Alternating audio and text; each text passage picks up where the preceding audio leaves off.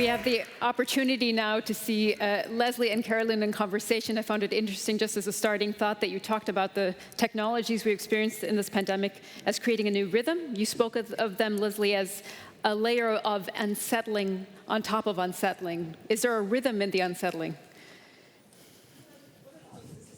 Yeah.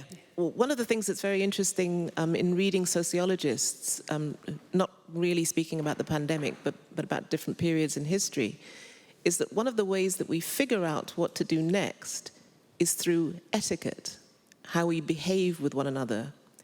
And for me, what was very interesting about the pandemic etiquette is partly because of the technology of Zoom, and I'm sure everybody here has experienced this. On Zoom, when you are about to speak, you're very conscious of someone else speaking. So the number of times somebody will say, oops, sorry, please go first. It was kind of a heightened politeness. And that heightened politeness made it possible for us to speak in ways that we might otherwise not speak. So etiquette, you call it rhythm, we might call it manners or the way we are with one another. These are really important mechanisms for us to work out how to be with one another again. And I think if we don't pay attention to that, I would call it a mechanism that allows difference to exist, we're in trouble. Mm. Yeah, I also think that, I think it's more than etiquette, because it means also you are willing to listen. And so I know I had the same experience on Zoom, that people let you go first, I go first, you go first. So the listening, also the listening to nature, but also the listening to difference, or the listening to sameness, or the listening to the movement that is happening. I think the listening is really one of the big things that we have to engage with. Also, listening is very fundamental for survival. So, and you cannot share rhythm if you don't listen at the same time as that you move. Yeah, and I mean, I guess I would call many of these things tools, you know. I mean, I remember, growing up being told to say please and thank you for having me, all of those things that I would call now etiquette. They're actually really important tools that allow us to be with one another. I think one of the huge difficulties of this moment is that in cities we come with very, very different sets of tools. It's often hard to recognize tools from another culture, tools that have different value systems. How do we make a common culture if our values may be different, if our values are not shared? And I think these things, in the end, they make the difference between a place that's livable or a place that's constantly in tension. And I've lived in countries where the states of tension have been very, very high. And we have to figure out ways, really meaningful ways, to manage that tension. Otherwise it spills over almost immediately and you don't move forward. And I think the pandemic, this period of intense isolation, but at the same time an intense longing to reconnect, I think gives us an opportunity to think really meaningfully and thoughtfully about how we communicate and care for one another. And the trust that you speak of is absolutely fundamental. If I can't trust my neighbor, if I can't trust government, if I can't trust the people around me, for me it's anarchy, it's chaos. Yeah. When during the pandemic we were also, because we couldn't have meetings with all the residents together, so we had story catchers in the neighborhood, catching the stories of the people and asking them, what do you need? What I found was really interesting is that in all neighborhoods of Amsterdam, and Amsterdam is a super diverse city now, so in many neighborhoods people have a lot of clashes and diversity can be highly uncomfortable to live in. But what was very interesting is that in all neighborhoods there was a very strong sense we need to live in a vibrancy. We love the vibrancy around us. We want to share our history and we miss our culture. And youth and old people need to be together. And only then people started to talk about housing. So the mental environment that we offer each other, and what I offer you and you offer me, is fundamental to our well-being. But people, we all know this. And people in the neighborhood, if you have high education or low education, we know that we like to live in a vibrant neighborhood, which is alive. And I mean, I think also having lived in very many different places, you know, architecture, urban planning, the kind of conversations around city making often often assume that the terms are universal, that we all understand the same thing by the word city, we understand the same thing by the word public, we understand the same thing by the word neighborhood. And actually, I think the challenge of the 21st century is that we don't all understand the same thing. And how do we work together to craft new definitions for these terms that are so applicable to the new now? I mean, for me, this is also a question of vocabulary, and I was on an architecture jury in the past couple of days, and it was really interesting that maybe 20 years ago, when looking at a range of projects, you would have been looking at the project itself. Is this a great building? Is this a great piece of public work? Is this a great civic structure? Now, the conversation is often around the process of making a building, which I think is a really positive step. That in the end, it's not the end product that counts, it's the how you get to the end product. And this for me has been a real shift over the past 4 or 5 years, that somehow the processes of making a city are understood to be much more complex. And so it isn't just about the labeling of diversity, it's not about the fact that we have foods, you know, from different countries. Actually, the really difficult work of what it means to live and work together, that's being done now, and we have to think about it differently. But I think your point where you ended, imagination, it's so fundamental. And I feel sometimes working with students, also because of all the media, actually imagination sometimes is going down.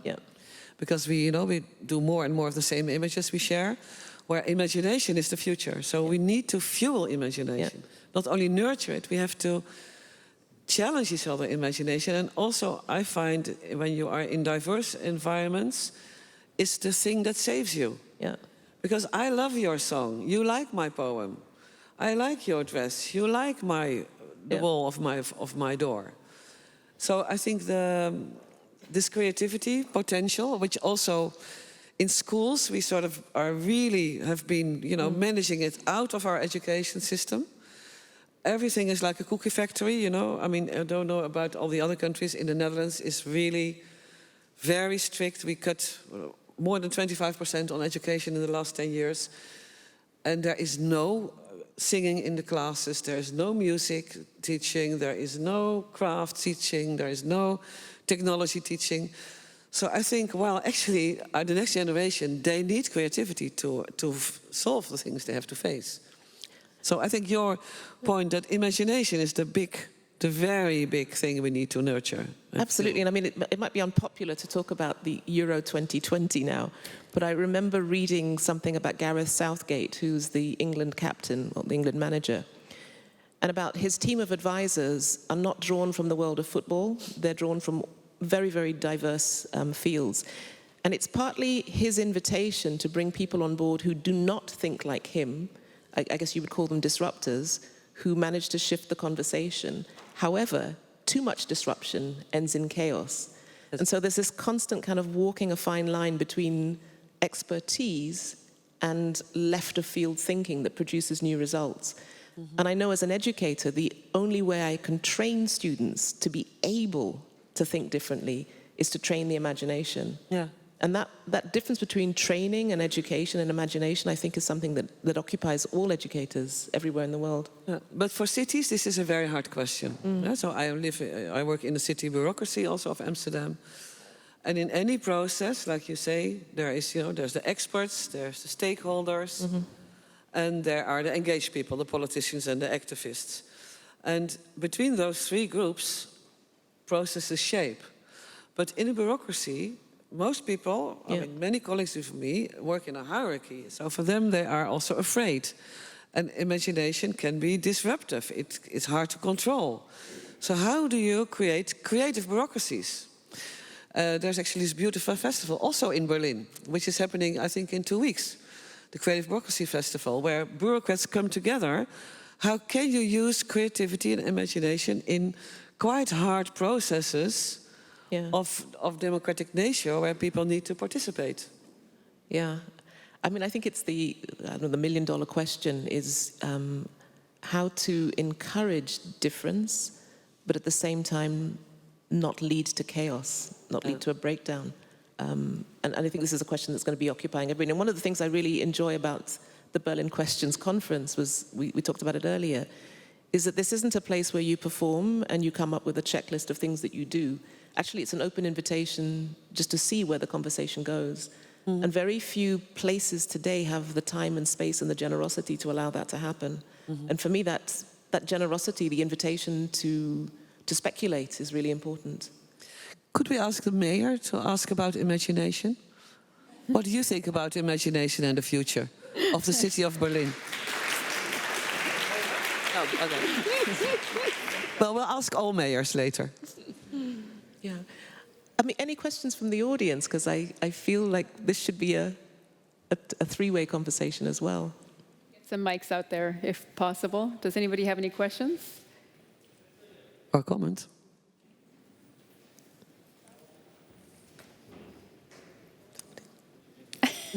Not the Mayor has no questions at the moment, but anyone else? There's a question over here, I think, yeah. Thank you.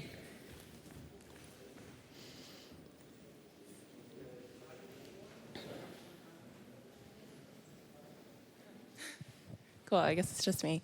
Hi, my name is Leticia Wallendam. I'm, for once, so inspired, right? Like, we can point out the gendered element of having women disruptors and innovators on the stage right now, so I appreciate the contributions you've made this morning. I wonder specifically about, in these future ecosystems, how we integrate vulnerability in the discourse around innovation. So what are the moments at which, when we have this broad spectrum, right, before we want to lead into chaos, how can we delve into the chaos or like the precipice there in order to generate new ideas? And when I speak to vulnerability, I mean people from very different demographics, right, who may also be informed by past of harm and so on. So what sorts of lessons can we draw regardless of the ecosystem that we find ourselves in when we invite vulnerability into future innovations? It's a great question. I'm going to answer it with, it's not exactly an anecdote, but when I was in South Africa, we ran a program with 13 students over a period of about 3 months. We called it Safe Space, and the idea was to provide a forum where students from very, very different backgrounds could talk about the experience of race in South Africa. And the university required that we bring on board a psychologist, partly because of ethical questions, but also because we were unpacking things that could have been very traumatic. And the psychologist left after the first session, so we were left, myself and 2 junior faculty, with these 13 students. And we filmed it, and the film is available as a kind of documentary. And I learned from this experience that some of the most painful moments are also the most cathartic, and that if you don't allow that out, that tension sits within, whether it's a student or a faculty member, it sits as toxic. So those questions of anger, resentment, pain, trauma, exactly as you would in any personal situation, you have to find ways to let those out. Otherwise, you can't move forward. And I think most institutions, for all kinds of legal, safety, ethical reasons, tend to stop that process. So when we talk about mobility, we talk about diversity, we talk about difference, we have to be prepared to go to the basement with it. And I think that that's what the protests over the last year showed us, that you can suppress it, and at a certain point it'll come out. Yeah. Thank you. Yeah.